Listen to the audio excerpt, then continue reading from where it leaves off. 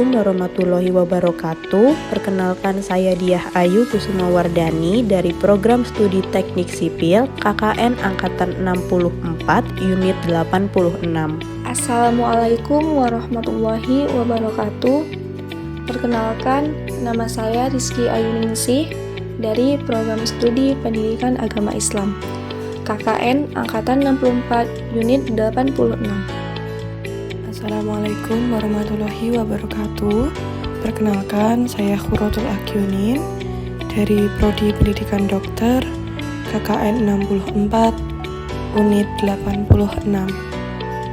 Assalamualaikum warahmatullahi wabarakatuh. Perkenalkan, saya Muhammad Syauki Maulana dari jurusan Teknik Lingkungan KKN Unit 86.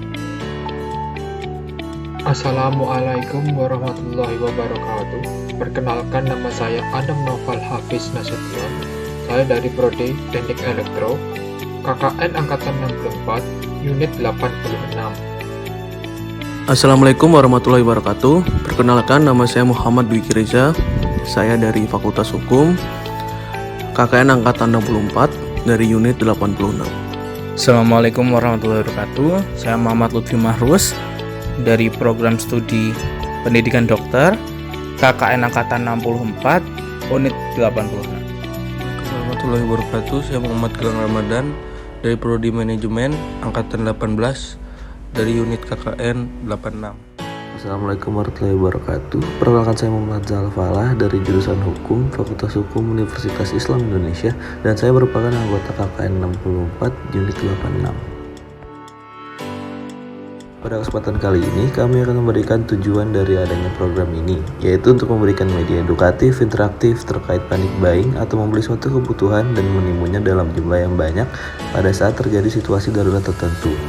Kami akan menjelaskan panic buying mulai dari pengertian umum hingga dari perspektif hukum Islam. Kami berharap agar video pembelajaran ini dapat tersampaikan sebagaimana mesti tujuannya.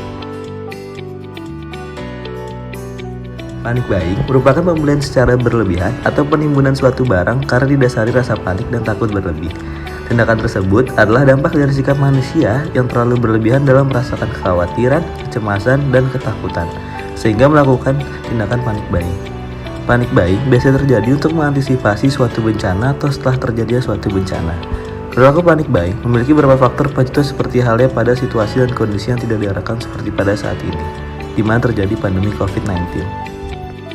Berikut ini adalah contoh dari panic buying dan penimbunan barang yang belakangan ini terjadi. Antrian warga mengisi tabung oksigen menjadi pemandangan yang kerap ditemukan dalam beberapa pekan terakhir. Salah satunya di Jalan Panjang Kebonjeruk, Jakarta Barat ini. Konsumen berburu minyak goreng 14.000 per liter terus terjadi. Ratusan warga rela berdesakan demi mendapatkan minyak goreng murah dalam operasi pasar minyak goreng yang digelar Pemprov Jawa Timur. Masalah minyak goreng belum tuntas, sudah disusul dengan persoalan lain. Kebutuhan pokok tahu tempe mungkin akan langka dalam sepekan ini. Akibat pembatasan bahan bakar minyak jenis solar, antrean kendaraan di SPBU juga terjadi di Magetan dan Ngawi, Jawa Timur. Kelangkaan BBM terjadi tidak hanya di Kota Parepare, namun di Kabupaten Sidrap, Baru, Pindrang, dan juga Nrekang terjadi kelangkaan BBM. Akibatnya banyak pengguna mobil pribadi kerepotan karena kekurangan solar dan terpaksa harus mengisi lagi keesokan harinya. Panic buying yang terjadi saat ini juga disebabkan oleh kecemasan masyarakat terhadap kasus COVID-19 yang belum berakhir. Dampak dari pandemi ini adalah sulitnya mencari obat-obatan seperti vitamin, peralatan medis seperti oximeter, sehingga harganya mengalami kenaikan. Pada akhirnya, tidak semua orang dapat berpikir secara positif dan baik, sehingga terdapat pihak-pihak yang memanfaatkan peluang ini untuk menjadi sebuah peluang bisnis. Selain itu, panic buying juga dapat disamakan dengan penimbunan barang. Fenomena yang baru saja terjadi adalah panic buying produk minyak goreng. Namun, kapasitas minyak goreng yang tersedia tidak sebanding dengan banyaknya orang yang menyerbu. Dalam Islam, penimbunan barang dikenal dengan sebutan ihtikar. Ada banyak definisi ulama tentang ihtikar yang secara umum meliputi beberapa hal, yaitu membeli barang ketika harga mahal, menyimpan barang-barang tersebut sehingga kurang persediaannya di pasar, Kurangnya persediaan barang membuat permintaan naik dan harga juga naik, penimbun menjual barang yang ditahannya ketika harga telah melonjak, dan penimbunan barang menyebabkan rusaknya mekanisme pasar. Islam memandang perbuatan menimbun barang sebagai bentuk kezaliman dan bertentangan dengan maqasid syariah. Berdagang karena tindakan menimbun akan menyengsarakan orang banyak. Penimbunan masuk dalam kategori kejahatan ekonomi dan sosial. Hukum pelarangannya berdasarkan hadis-hadis sebagai berikut. Yang pertama ada hadis diriwayatkan oleh Abu Daud dari Abu Bakar bin Abi Syaibah.